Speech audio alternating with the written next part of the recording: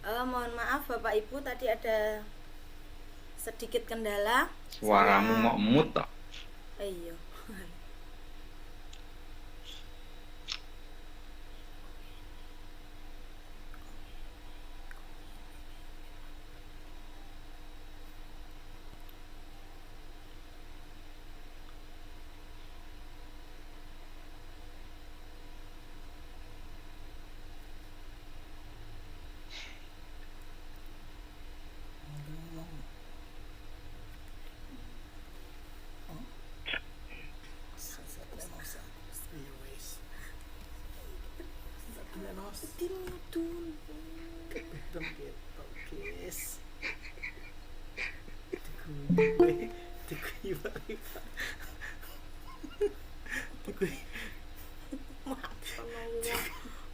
Nyok beli sumpah. Wong ngono ke kok wedi lah apa wong arek kene-kene tok wedi diguyu. Iki lho arek nenek lho nenek lho. Wes sik iki dikit kene. Wes cepet iki lho. Ojo silang mau bergabung kok mau silang. Sabar. Dia terus cekrek. Untuk cepet kok. Ya, terima kasih. Mohon maaf atas ketidaknyamanannya. Iki piye yang metu nah yang. Nek kene ya. Orang mau ngerti aku gak mudengan malah buat tinggal Jio atas kae. Wes ngomong. Leni. Ya, mohon maaf Bapak Ibu. Apakah sudah tampak share screen saya? Oke. Sudah. Oke. Berikutnya tadi sudah sampai di ini. Nah, kemudian Leni kok ngarep itu gak kerekan. buah apakah ini? Kira-kira Ikan ya buah. lah iya Bu, ini kan buah apa dengan clue gambar ini ditambah ini itu menjadi buah apa? Ano? Yan. Durian. Ya, durian. Oke. Kemudian yang ketiga.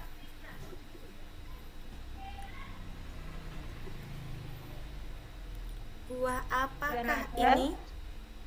Buah naga. Buah Buah naga. naga. Oke, benar sekali. Jadi, sekarang yang terakhir, Jambu. jambu. Jambu. Ya, tepat sekali. Jadi, nah, tadi sudah ice breaking, menebak nama buah dari gambar. Kita masuk ke materi. Jadi latar belakang saya membuat modul ini adalah sekolah adalah suatu tempat belajar yang menumbuh kembangkan karakter murid. Untuk itu diperlukan adanya lingkungan sekolah yang aman, nyaman, dan memberikan keleluasaan kepada semua warga sekolah untuk mengekspresikan diri dengan situasi yang nyaman, mempermudah sekolah untuk menuntun dan mengembangkan budaya positif yang dapat mendukung ketercapaian tujuan pendidikan yang sesuai dengan profil pelajar Pancasila, serta sejalan dengan filosofi pemikiran Ki Hajar Dewantara bahwa pembelajaran di sekolah harus bisa membuat murid memperoleh kebahagiaan yang setinggi-tingginya. Maka diperlukan adanya budaya positif di sekolah. Dengan penanaman budaya positif, hal-hal baik akan dimunculkan dalam berbagai kegiatan, dan semua itu dapat diciptakan mulai dengan pembuatan keyakinan kelas yang merupakan hasil kesepakatan bersama. Nah, nanti di sini kita akan membahas tentang salah satunya keyakinan kelas. Kemudian tujuannya dengan menerapkan budaya positif melalui keyakinan kelas diharapkan yang pertama menunjukkan keberanian murid dalam mengemukakan pendapat atau usul tentang keyakinan kelas yang ingin diciptakan dan disepakati. Kemudian yang kedua, menumbuhkan budaya positif berdasarkan keyakinan kelas yang telah disepakati. Yang ketiga, menumbuhkan budaya positif diri setiap murid berdasarkan motivasi intrinsik, yaitu dari dalam murid itu sendiri. Kemudian yang keempat, mendisiplinkan diri murid sesuai dengan keyakinan kelas berdasarkan pelajar Pancasila dalam kehidupan sehari-hari. Yang kelima, menumbuhkan tanggung jawab, komitmen, dan teguh pendirian. Kemudian yang keenam ini mewujudkan pembelajaran yang berpusat pada murid. Nah, tolak ukur yang saya gunakan, kegiatan aksi nyata modul 1.4 budaya positif ini adalah jika siswa dapat menerapkan kesepakatan kelas yang telah ditetapkan, kemudian guru melakukan tindakan mendisiplinkan siswa dengan cara yang diinginkan anak, bukan yang dikehendaki guru. Nanti kita akan belajar di segitiga restitusi. Kemudian yang ketiga, seluruh warga sekolah menerapkan budaya positif yang telah disepakati bersama.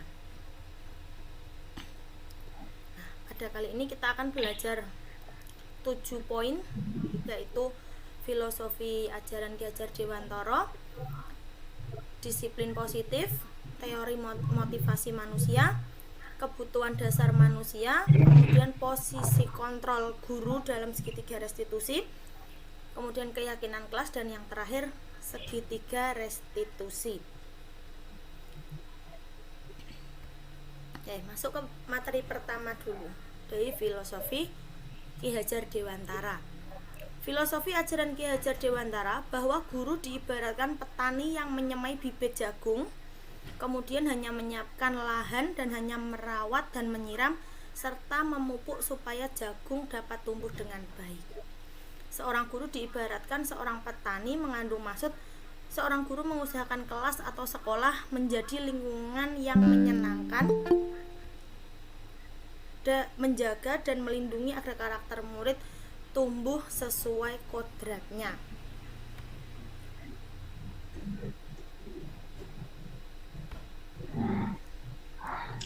Nah, jadi di sini menurut filosofi Ki Hajar Dewantara itu guru itu hanya menuntun, bukan menuntut.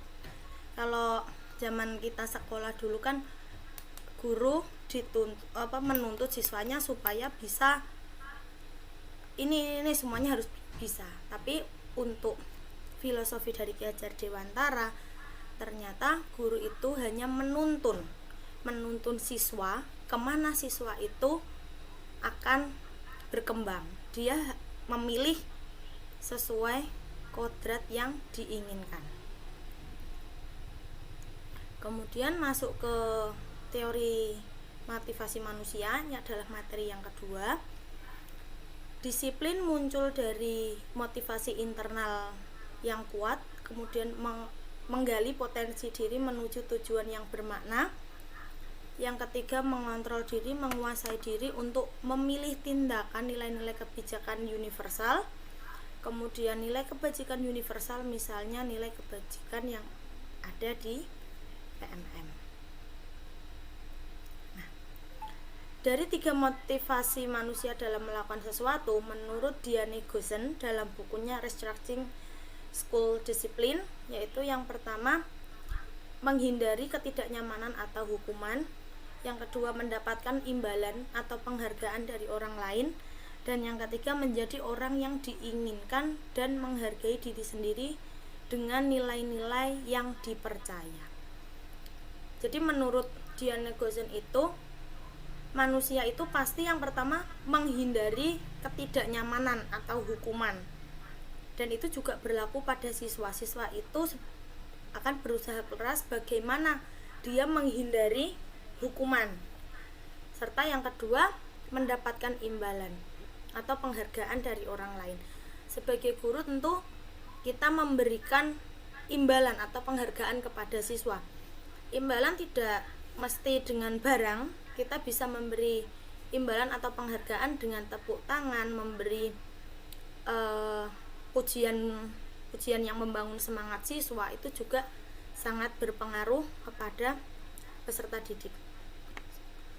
Kemudian yang ketiga, menjadi orang yang diinginkan dan menghargai diri sendiri dengan nilai-nilai yang dipercaya.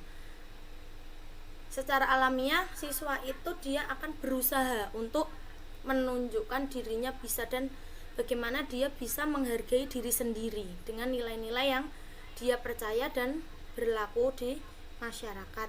Dalam hal ini nilai-nilai positif yang berlaku di sekolah. Kemudian dilanjutkan, kesimpulan dari teori motivasi menurut Diana Goosen adalah tindakan pendisiplinan dengan hukuman atau memberi imbalan bisa disebut motivasi eksternal karena hal tersebut tidak akan bertahan lama. Barangkali hukuman dan imbalan siswa akan menjadi lebih aktif dan patuh karena kepatuhan itu bersifat sementara dan kedisiplinan yang diterapkan tidak mengubah karakter siswa untuk menjadi lebih kuat.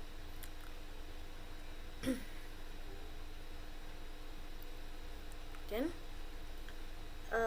berikutnya, nah ini 5 kebutuhan dasar manusia.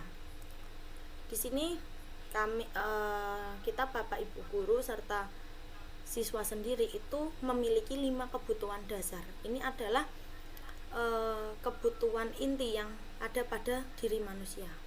Yang pertama, bertahan hidup, meliputi makanan, tempat tinggal, dan kebutuhan fisik yang lain. Kemudian cinta dan kasih sayang, ini bisa dari guru dan siswa, orang tua dan anak, atau sesama teman, seperti itu. Kemudian penguasaan. Nah, yang ketiga ini penguasaan, yaitu pengakuan keberhasilan yang dicapai oleh murid. Kemudian yang keempat, kebebasan. Jadi siswa itu bebas dalam memilih bagaimana ia akan tumbuh. Nah, dalam hal ini misal di materi pembelajaran berhubungan erat dengan mohon maaf di depan suara agak bising. Kembali ke sini, kebebasan. Jadi siswa itu berhak memilih, bebas memilih bagaimana ia akan tumbuh. Kemudian yang terakhir adalah kesenangan, yaitu kebahagiaan diri. Seperti yang kita tahu bahwa kurikulum Merdeka itu adalah bagaimana siswa itu senang, harus senang di sekolah, senang belajar di sekolah. Nah, yang pertama, bertahan hidup. Kebutuhan dasar manusia yang pertama, kebutuhan hidup, adalah kebutuhan yang bersifat fisiologis untuk bertahan hidup. Misalnya kesehatan, rumah, dan makanan. Kebutuhan biologis sebagai bagian dari proses reproduksi, termasuk kebutuhan untuk tetap bertahan hidup. Komponen psikologis pada kebutuhan ini meliputi yang akan perasaan aman. Nah, ini sebenarnya ada ilustrasinya, cuman tidak saya copy paste karena nanti bisa kelamaan. Kemudian yang kedua, kasih sayang dan rasa diterima. Jadi kebutuhan untuk disayangi dan diterima meliputi kebutuhan akan hubungan koneksi sosial, kebutuhan untuk memberi dan menerima kasih sayang, dan kebutuhan untuk merasa menjadi bagian dari suatu kelompok. Kebutuhan ini juga meliputi keinginan untuk tetap terhubung dengan orang lain, seperti teman, keluarga, pasangan hidup, teman kerja, binatang peliharaan, dan kelompok di mana kita tergabung. Nah, di sini sebenarnya kasih sayang dan rasa diterima itu, siswa itu harus merasa bahwa dia nyaman di kelas dan di sekolah, dia diterima, dia tidak diasingkan.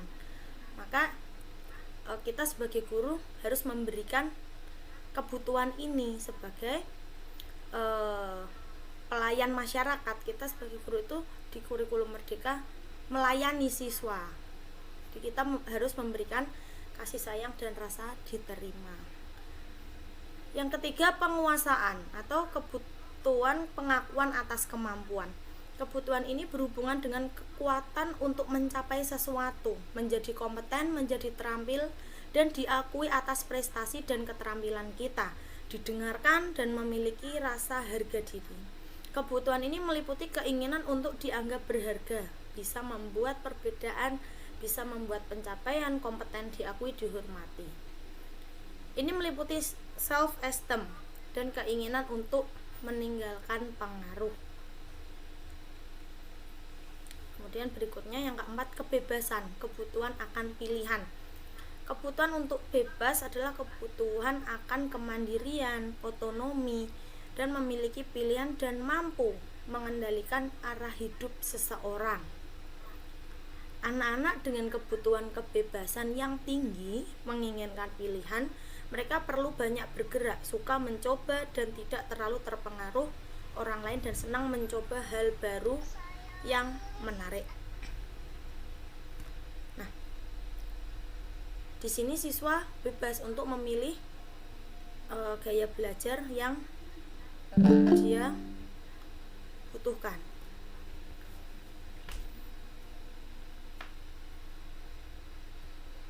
Oke. Berikutnya kesenangan, kebutuhan untuk merasa senang. Kebutuhan akan kesenangan adalah kebutuhan untuk mencari kesenangan, bermain, dan tertawa.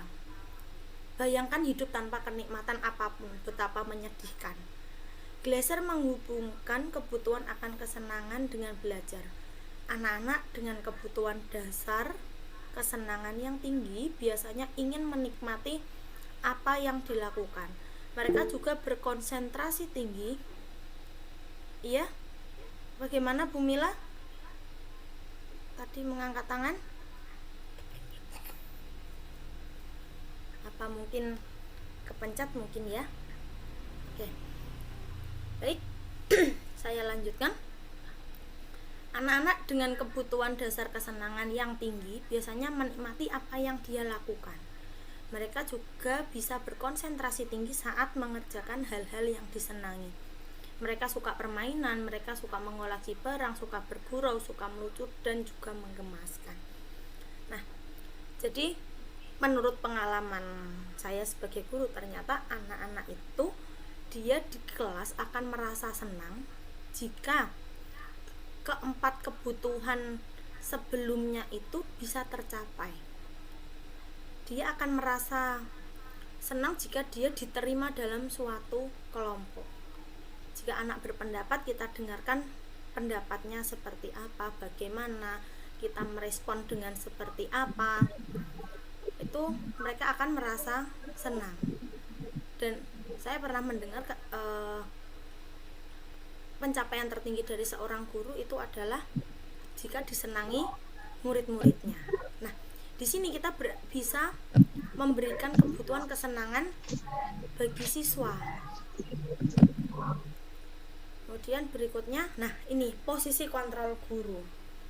Di sini pada materi kali ini agak sedikit sensitif dan mungkin ada beberapa yang tidak sesuai dengan apa yang kita lakukan sehari-hari sebagai guru. Nah, di sini ada 5 posisi kontrol guru. Yang pertama penghukum, yang kedua pembuat rasa bersalah, kemudian teman, yang keempat memantau, dan yang terakhir manajer. Nah, dari kelima posisi kontrol ini, pada bagian penghukum dan pembuat merasa bersalah ini akan memberikan identitas negatif kepada siswa. Namun pada ketiga poin ini, teman, pemantau, dan manajer ini kita akan memberikan identitas positif kepada siswa. Nah, kita bahas satu persatu terlebih dahulu. Nah, posisi kontrol yang pertama adalah guru sebagai penghukum. Apa yang guru lakukan? Guru akan berbuat menghardik, menunjuk-nunjuk, dan menyakiti serta menyindir. Dan yang dikatakan guru adalah, jika kamu tidak mau melakukan, maka kamu akan mendapatkan konsekuensinya. Hasilnya, siswa akan memberontak, mendendam, dan menyalahkan orang lain.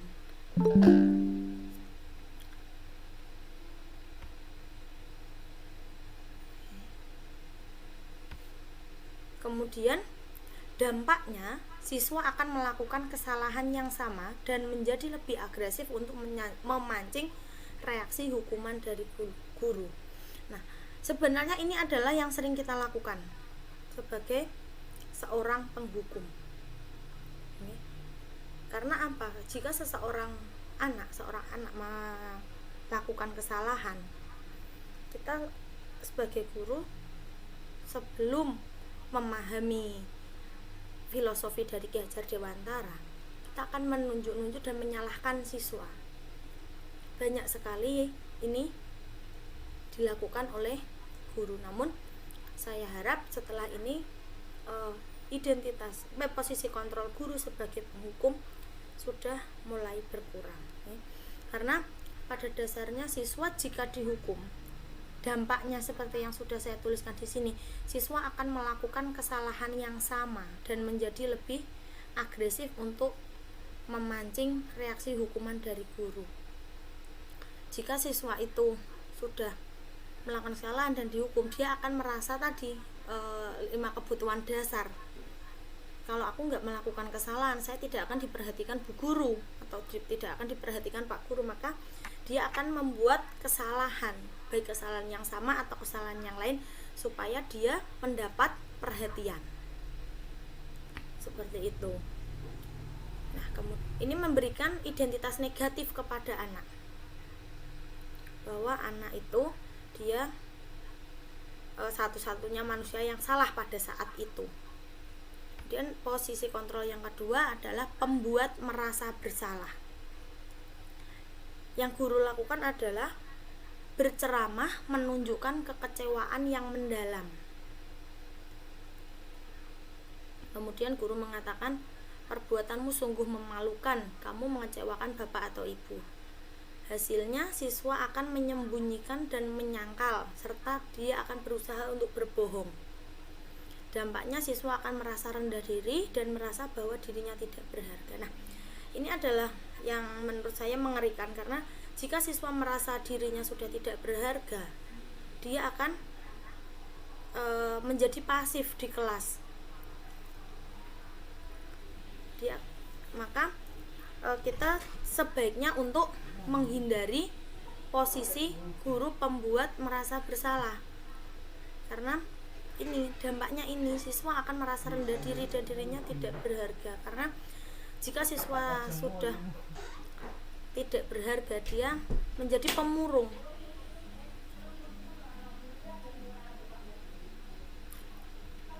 Kemudian berikutnya adalah teman. Nah, guru itu bisa menjadi teman jika siswa melakukan kesalahan. Nah, yang guru perbuat adalah membuatkan alasan-alasan untuk muridnya. Kemudian guru mengatakan, lakukan untuk bapak ibu ya. Kemudian ya sudah, nanti bapak atau ibu bantu bereskan. Hasilnya siswa akan ketergantungan. Walaupun di sini sebagai teman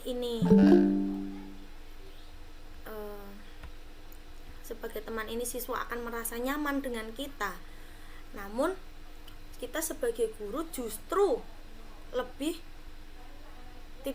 terkesan tidak punya harga diri. Kenapa? Karena kita selalu membantu menyelesaikan masalah murid, sehingga murid itu akan menjadi ketergantungan. Dia tidak akan mandiri dan tidak mampu mengambil keputusan. Maka kita sebagai guru, ada kalanya kita menjadi teman, namun ada kalanya kita sebagai pengontrol yang lain. Seperti itu. Kemudian berikutnya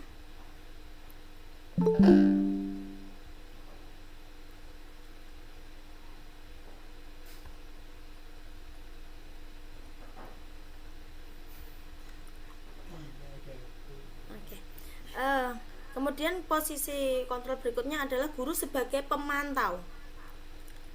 Di sini pemantau itu lebih ke mengawasi, yaitu guru akan berbuat menghitung dan mengukur, serta biasanya guru akan mengatakan apa peraturannya, apa yang telah kamu lakukan, dan apa konsekuensinya. Hasilnya siswa akan menyesuaikan bila diawasi. Dampaknya menitik beratkan pada dampak diri sendiri, mendapatkan hadiah atau mendapatkan hukuman. Nah, di pemantau ini itu yang sering kita lakukan di sekolah kebanyakan, apalagi untuk guru piket ya. Untuk guru piket kita kebanyakan sebagai pemantau. Jadi di pemantau ini siswa jika dia tidak diawasi, dia akan kembali melakukan kesalahan. Dan kita sebagai guru tidak mungkin mengawasi siswa dari awal pembelajaran hingga akhir, karena di dalam sebuah kelas itu ada jam ganti atau ganti mata pelajaran, sehingga ada pergantian guru. Dan yang terakhir adalah guru sebagai manajer. Nah, yang guru lakukan adalah menggunakan pertanyaan-pertanyaan. Dan guru mengatakan apa yang kita yakini. Apa kamu meyakini hal tersebut? Kalau kamu meyakininya, apakah kamu mau melakukan? Nah, ini berkaitan erat dengan keyakinan kelas yang telah disepakati antara guru dan siswa. Dampaknya, siswa akan mengevaluasi diri sendiri supaya menjadi lebih baik dan tidak mengulangi kesalahannya. Nah, ini yang diharapkan. Sebagai guru itu di sekolah sebagai manajer dari kelima posisi kontrol tadi. Nah, dari penghukum, pembuat rasa bersalah, teman, pemantau, manajer, diharapkan guru menjadi manajer. Dengan menjadi manajer, dampaknya siswa akan mampu berubah menjadi lebih baik sesuai keinginannya, dan kita sebagai guru untuk mempertegas, meyakinkan siswa akan keyakinan kelas yang telah disepakati. Itu adalah posisi kontrol guru. Kemudian ini untuk materi berikutnya, keyakinan kelas. Di sini Bapak Ibu guru pasti sebelum melakukan pembelajaran, biasanya pada awal masuk saat MPLS. Nggih Pak Rifai, pripun?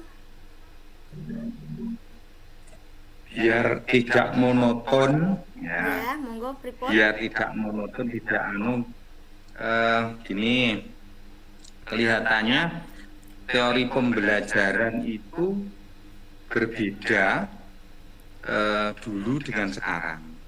Jadi kalau sekarang itu tadi kan panjenengan menyampaikan bahwa guru itu sebagai petani, menyediakan lahannya agar tumbuhan bisa berkembang sesuai kodratnya. Itu menurut teori Ki Hajar Dewantara. Kemudian ini saya masih ingat zaman dulu. Kalau zaman dulu itu seorang guru itu ibarat pandai besi, kemudian yang murid itu sebagai besinya. Jadi seorang murid kalau masih menjadi murid, dia harus mengikuti arahan dari seorang guru, maka seorang murid harus siap ditempa, dibakar dan sebagainya, agar nantinya dia bisa menjadi sebuah pisau yang tajam yang nanti bisa dimanfaatkan di masyarakat agar menjadi orang yang bermanfaat, intinya gitu. Nah, menurut panjenengan ini dari apa yang saya sampaikan dua hal tadi, satu sebagai petani, yang zaman dulu guru sebagai pandai besi, menurut panjenengan lebih pas mana untuk menghadapi murid yang saat ini namanya generasi Z, menurut panjenengan lebih baik mana? Mungkin ini biar apa ya istilahnya saling koreksi saja. Jadi memposisikan guru itu sebagai apa yang pas untuk saat ini. Monggo. Ya, terima kasih Pak. Kalau saya pribadi, karena ini zamannya sudah seperti ini dan yang kita hadapi sudah bukan gen Z lagi, yang kita hadapi itu sudah gen alpha. di bawahnya Gen Z, maka Oke. yang tepat kali ini Reborn. adalah yang sebagai petani. Kita ngikut, dia mau belajar seperti apa ngikut, karena sesuai dengan tadi, anak berkembang sesuai kodrat alam dan kodrat zaman. Nah, sekarang zamannya anak, siapa sih anak yang tidak memakai gadget sekarang? 90% siswa kami di sekolah itu sudah menggunakan gadget sendiri masing-masing yang bukan milik orang tua namun milik dia pribadi. Nah, kalau kita menempatkan diri, guru menempatkan diri, bagaimana kita seperti tahun 90-an, itu sudah tidak tepat, karena dulu siswa itu dituntut untuk belajarnya dari buku, dari apa yang diajarkan Bapak Ibu guru di sekolah. Namun sekarang anak belajar dari banyak sumber. Dari sosial media pun juga sekarang banyak materi-materi pembelajaran yang di-share, kemudian dari internet, kemudian bisa dari media yang lain. Karena saya juga melakukan, saya memberi tugas siswa itu dengan melalui sosial media. Saya share lewat WA, kemudian anak mengisi, misalnya kemarin saat ulangan harian, saya share lewat WA dengan Google Form, seperti itu anak langsung tahu nilainya berapa itu. Nah, kalau zaman dulu mungkin belum ada teknologi seperti ini ya, ulangan belajar di rumah dari jam sekian sampai jam sekian, nanti diulangi pagi harinya. Nah, kalau anak sekarang sepertinya kok sudah jarang sekali, maka kita menurut saja pada kodrat zamannya apa kita sesuaikan. Jadi guru itu adalah pembelajar sepanjang hayat. Saya pernah mendengar cuplikan bahwa kalau jika guru sudah tidak mau belajar, ya sudah, dia tidak bisa menjadi seorang guru lagi, seperti itu. Kalau menurut saya seperti itu, Pak. Gini, kalau ini kan berdasarkan Ki Hajar Dewantara, maksudnya teori ini pun sebenarnya sudah sangat lama sekali. Jadi gini, muncul lagi teori. Jadi kalau dikatakan ini teori pembelajaran baru, saya kira ya rodok saya pertanyakan, karena Ki Hajar Dewantara itu hidupnya tahun sekian puluh gitu. Jadi orang pokok nggak apa-apa, ini hanya saling tukar pendapat. Saya khawatir begini, yang saya khawatirkan itu dengan teori yang saat ini di pemerintah dengan model merdeka, dengan pembelajaran merdeka, merdeka dan sebagainya. Itu saya khawatirkan anak itu, kalau ini kita fokusnya di SD loh ya, belum mahasiswa, karena mahasiswa pun termasuk belajar. Tapi kita arahnya ke anak SD. Anak SD itu dia belum tahu manfaatnya sholat kiopo, poso kiopo. Mereka akan cenderung bermain. Cuma yang saya harapkan, oke lah, anak boleh berkembang sesuai dengan kodratnya, monggo. Tetapi jangan istilahnya merdeka yang dalam arti sebebas-bebasnya. Tetap seorang guru harus menjadi panutan, jadi panutan, jadi suri teladan, sehingga anak bisa mengambil manfaat dari itu. Jadi orang diculke sak cul-cule, tapi kudu dikontrol, karena cenderung anak kecil, namanya anak kecil, tetap dia cenderung bermain bebas, orang disanksi. Sebenarnya kalau hukuman menurut saya itu sesuatu yang wajar. Karena apa? Di dalam masyarakat nanti seorang yang melakukan kesalahan itu mesti kena sanksi, baik itu sanksi sosial maupun sanksi pidana atau perdata. Itu wajar sebenarnya. Jadi cuma hukuman, istilah hukuman yang standar dalam artian sesuai dengan kesalahannya. Bukan berarti terus tidak boleh dihukum sama sekali kalau saya pendapat saya itu. Jadi intinya satu, walaupun merdeka, bebas, berkembang sesuai potensi, tapi tetap guru menurut saya harus tetap ada di depan, memberi contoh, panutan, teladan, sehingga anak itu arahnya jelas. Yang kedua, seperti yang tadi penghukuman. Oh, kalau saya, hukuman itu sesuatu yang lumrah, yang nanti akan di masyarakat mesti ada. Maka kalau menurut saya, hukuman harus tetap ada di SD, cuma dengan standar ya sesuai dengan kesalahannya, untuk mengingatkan bahwa di masyarakat nanti orang yang melakukan kesalahan akan mendapat sanksi, baik itu sosial maupun yang pidana dan perdata. Terima kasih penjelasannya Bu Hidra, monggo dilanjut. Oke. Terima kasih Pak. Nggih, tadi menanggapi nggih. Kita tidak bisa ngecolke murid dengan semerdekanya mereka. Nah, makanya ada yang namanya posisi kontrol. Nah, di sini ada yang namanya posisi kontrol. Ini adalah posisi kita. Ada kalanya kita menjadi penghukum, kita membuat dia merasa bersalah, teman, pemantau atau manajer. Namun menurut beberapa ahli dalam penelitiannya, lebih baik kita menjadi manajer. Namun tidak serta-merta kita juga harus menjadi manajer seutuhnya dengan mengabaikan keempat posisi kontrol ini, mboten. Jadi ada kalanya kita sebagai penghukum, pembuat rasa bersalah, kita sebagai teman, pemantau atau manajer, seperti itu. Saya lanjutkan. Baik.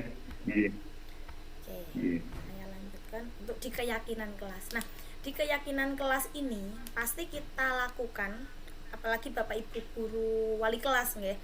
Itu pasti kita buat dulu sebelum melakukan pembelajaran. Biasanya di masa orientasi atau MPLS, masa pengenalan lingkungan sekolah. Kalau yang sudah naik ke kelas 2 sampai kelas 6, masa pengenalan lingkungan kelas. Nah, pasti kita akan membuat yang namanya keyakinan kelas.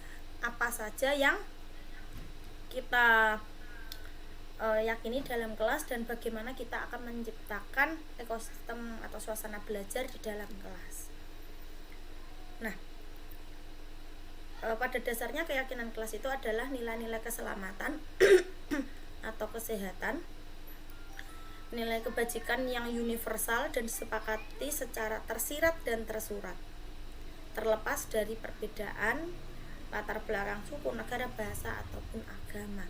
Jadi keyakinan kelas ini biasanya Bapak Ibu guru buat untuk menciptakan bagaimana kelas itu akan dilakukan selama 1 tahun atau bahkan bisa diganti secara berkala. Ada pula Bapak Ibu guru yang menerapkan keyakinan kelas itu dalam 1 hari. Jadi misalnya dalam suatu mata pelajaran tertentu, misalnya di pelajaran olahraga, materi apa, itu bisa membuat keyakinan kelas yang berlaku untuk 1 pertemuan itu. Nah, biasanya kalau keyakinan kelas di kelas yang dibuat oleh wali kelas bersama siswa itu berlaku untuk 1 tahun.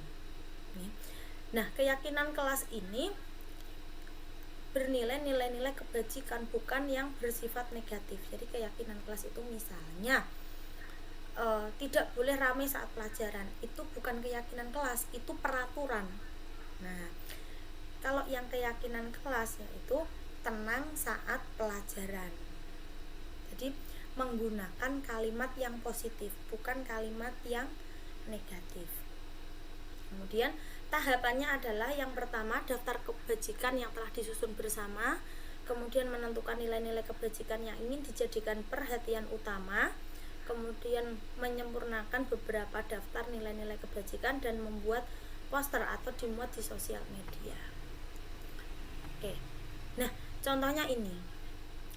Saya sudah membuat keyakinan kelas untuk kelas saya, yaitu kelas 4. Tahap pertama adalah saya menjelaskan dulu keyakinan kelas itu apa sih, untuk apa, bagaimana, tujuannya apa. Saya sampaikan kepada anak-anak supaya anak-anak itu paham.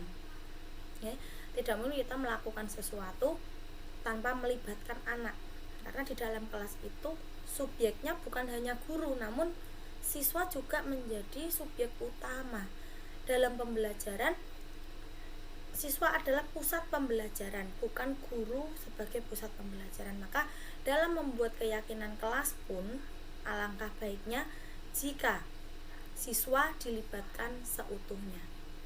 Di sini saya menggunakan sticky note yang saya bagikan kepada siswa. Saya memberi contoh beberapa, misalnya menggunakan fasilitas sekolah seperlunya, terus saling menghormati dengan teman, seperti itu. Nah, kemudian mereka paham. Kemudian mereka gambar kedua ini mereka menuliskan ingin seperti apa kelasnya. Satu anak satu sticky note. Kalau ada yang minta lebih saya fasilitasi. Kemudian setelah beberapa waktu saya meminta anak untuk menempel di papan tulis. Jadi mereka ingin kelas yang seperti apa, ingin kelasnya bersih, misal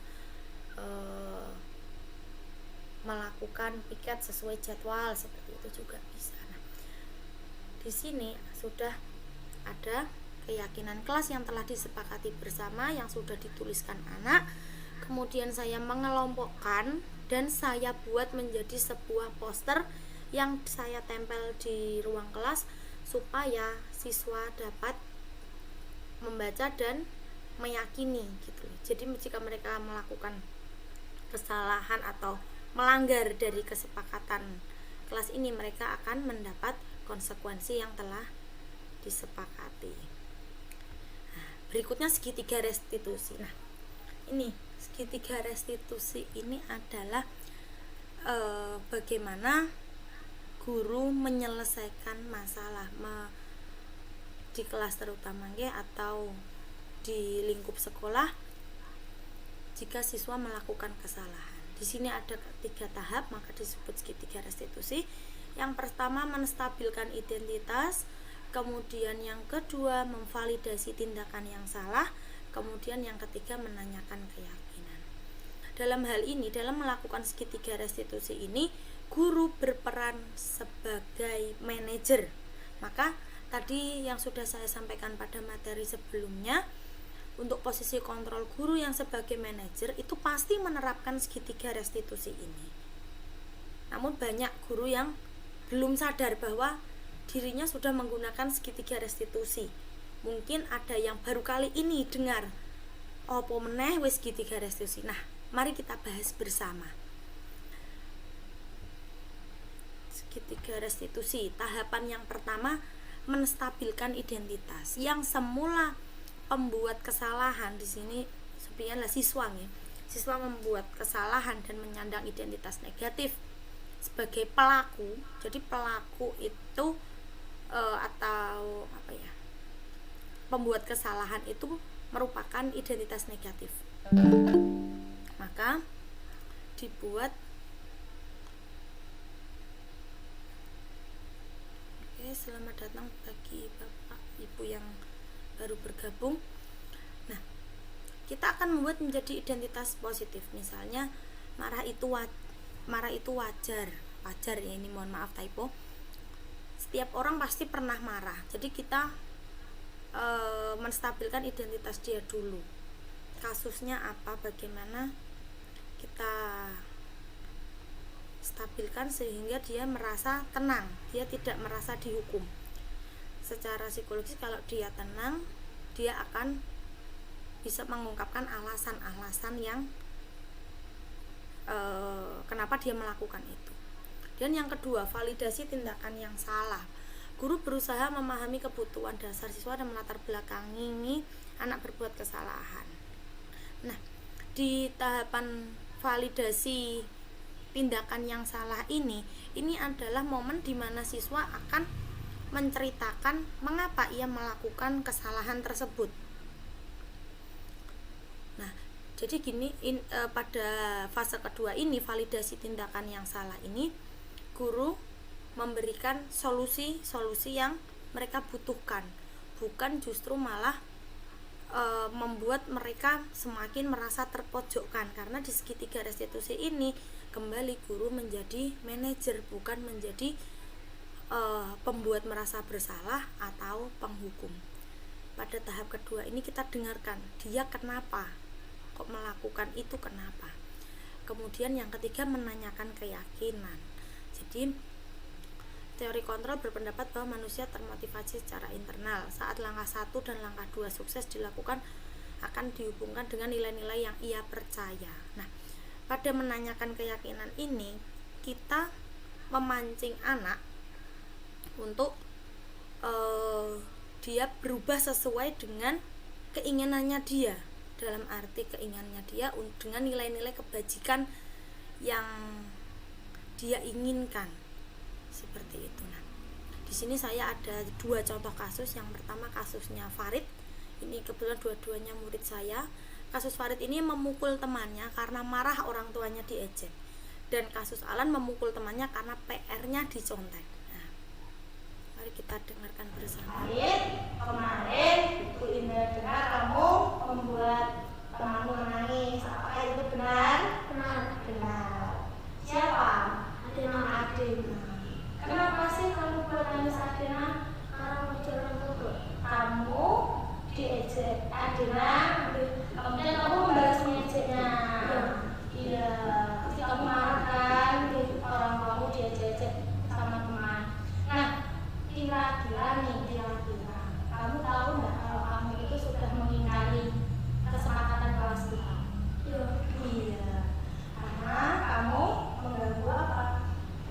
Tidak nyaman. Kamu membuat orang itu tidak nyaman sehingga temanmu menangis. Kira-kira apa yang akan kamu lakukan? Meminta maaf ke siapa? Ke Adina. Mau melakukannya? Mau. Terus berikutnya apa yang akan kamu lakukan berikutnya? Diam di kelas. Mengulanginya tidak mengulanginya lagi. Ya, jadi yang baik, anak yang pintar, jangan mengganggu temannya. Mungkin sampai membuat menangis. Itu ya. Nama saya Farid. Saya senang karena Bu Indra tidak memarahi saya, namun menasihati saya akan menjadi anak yang baik dan tidak mengulangi kesalahan saya. Awan, Bu Guru dapat laporan dari Bu Guru agamanya. Kamu membuat Adin menangis ya? Saya membuat menangis, Bu. Kenapa? Kenapa kok Adin sampai menangis? Saya memukul Pak Adin karena dia mencontek PR saya, padahal saya mengerjakannya sampai malam. Oh iya, berarti kamu marah karena PR-mu dicontek sama Adin. Oke, marah itu wajar. Saya juga pernah marah, apalagi kamu sudah berkorban. Nah, kira-kira kamu melanggar keyakinan kelas tidak? Saya melanggar keyakinan kelas karena memukul Pak Adin. Karena memukul temannya, padahal kita sudah yakin untuk saling pukul, tidak saling memukul. Nah, kira-kira nih apa yang akan kamu lakukan? Saya akan meminta maaf dan berjanji tidak mengulangi lagi. Yakin akan seperti itu? Yakin. Oke, bersedia meminta maaf sekarang? Bersedia. Oke, sekarang Ibu beri kesempatan untuk meminta maaf ke Fadil, kemudian bilang untuk tidak mengulangi lagi. Oke. Saya senang karena Bu Indra tidak memarahi saya, hanya menasihati saja. Saya berjanji lain kali tidak akan mengulangi lagi.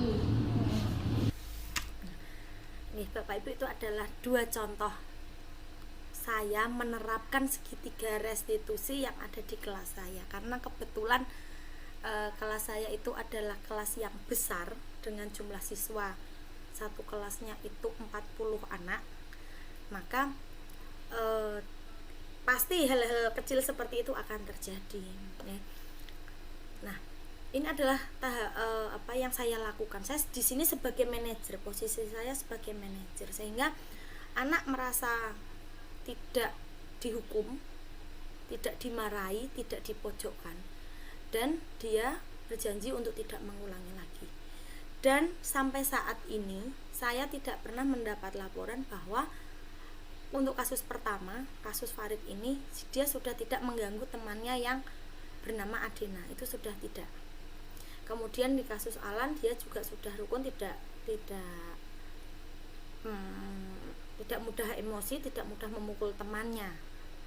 Dia juga menjadi lebih teliti akan barang-barangnya, karena ini dia merasa PR-nya dicontek karena dia lalai, bukunya hanya diletakkan di meja sehingga temannya mengambil buku untuk dicontek. Oke, seperti itu dulu yang dapat saya sampaikan. Bapak Ibu, saya mohon untuk bisa menuliskan refleksi pada malam hari ini, yaitu dengan yang pertama saya tulis di kolom chat. Yang pertama, pembelajaran apa yang kita lakukan pada malam hari ini. Kemudian yang kedua, bagaimana perasaan Bapak Ibu dalam sesi diskusi malam ini. Kemudian yang ketiga, apa yang akan Bapak Ibu terapkan di kelas sebagai guru, sebagai posisi kontrol.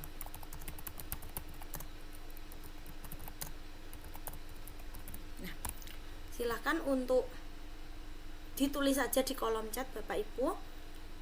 Saya tunggu untuk refleksi malam ini sebelum sesi ini berakhir.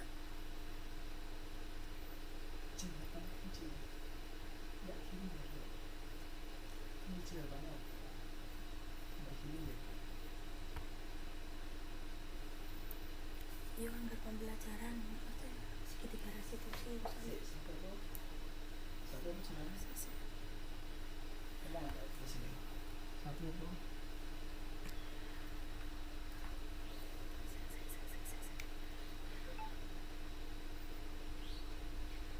pembelajaran uji.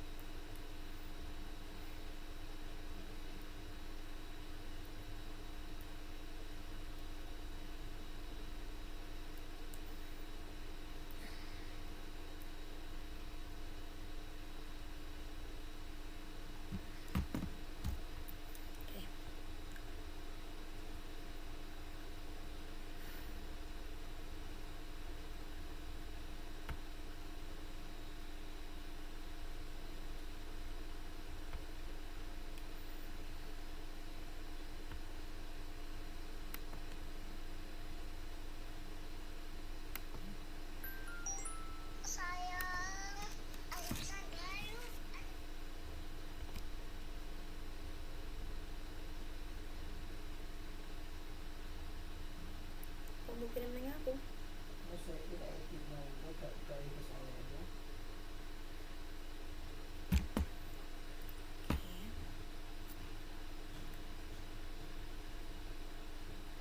Ya, sudah ada yang menjawab tapi via WA. Terima kasih. Ya, ini sudah ada yang menjawab tapi via WA, enggak apa-apa. Yang pertama, posisi kontrol guru dan segitiga restitusi. Kemudian yang kedua, senang karena mendapatkan pengetahuan dan pengalaman baru tentang segitiga restitusi. Yang ketiga, saya akan berusaha menjadi manajer dalam posisi kontrol mengubah siswa yang beridentitas negatif menjadi yang positif ya. Seperti itu Bapak Ibu semuanya. Oke, ini ya, terima kasih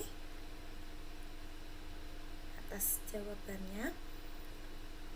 Oke, Bapak Ibu, terima kasih atas kesediaannya mengikuti diseminasi pada malam hari ini.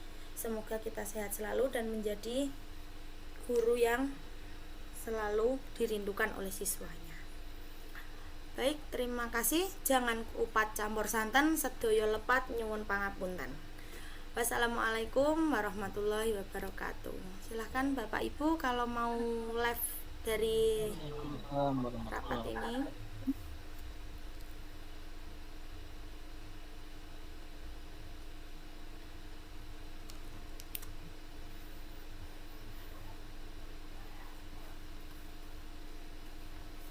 Bisa Terus stop ya. stop. Hah? Stop.